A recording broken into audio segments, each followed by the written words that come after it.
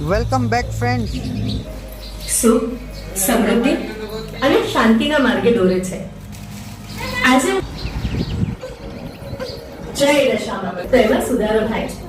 આ વ્રત ખમાસ એટલે કે 10 દિવસ નકોડા ઉપવાસ કરવા, માટીની સાંદળી બનાવી તેનું પૂજન કરવું અને 10મા દિવસ સાંદળી બનાવી તેને સુપાત્ર બ્રાહ્મણને દાનમાં આપવી. બ્લોગર છે.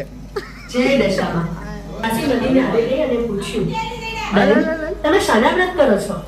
બહેનોએ કહ્યું, દશામાના. એ વ્રત શી રીતે થાય? દાસીએ પૂછ્યું. રાત્રે રાજા આગળ એટલે એ વ્રત કરવાનું શું આવે? રાણી કહે, નિર્ધન જે જોઈએ તે બધું છે. રાજાના અહંકારના વચનોથી રાણી રિસાયા અને ખાધા પીધા વિના જ સૂઈ ગયા. રાત્રે દશામાં આવ્યા અને રાજ્યમાં બધે ફરી વળ્યા.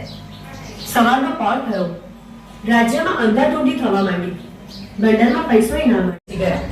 પેલા રાજાએ એમને જેલમાં નાખ્યા અને રાણીને જુદી.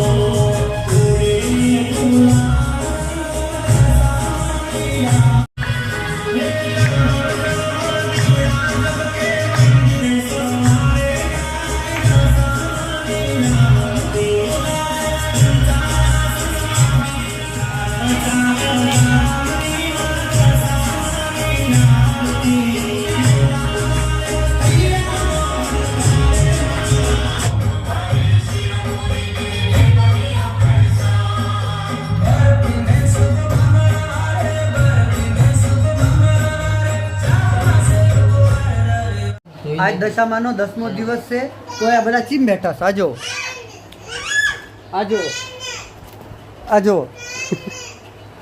અમને લાઈક કરજો, સપોર્ટ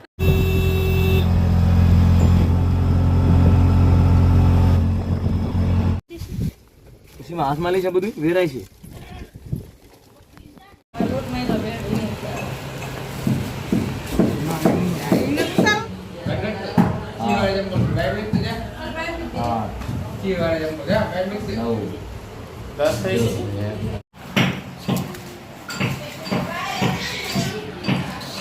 હાથ મૂકી રે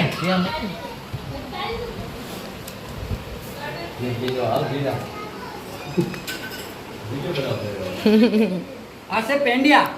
શું છે તમને બધાને શીખવું? પેંડિયા છે. આ પેંડિયા આમ બનાવે દશામાના વ્રતમાં. ખાલી આપણે જ ન બનાવી, બધા બનાવે.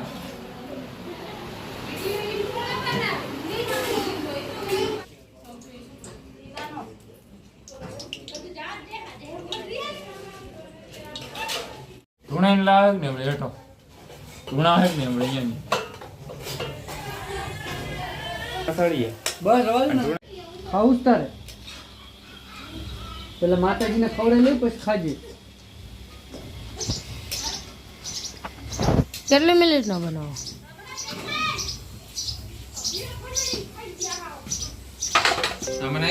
પાછા ક્યારે આવશો માં? મને દુખી દેખી દુખી કોણ થાતું, મહાહિત વાળી દયાળી જ માતું.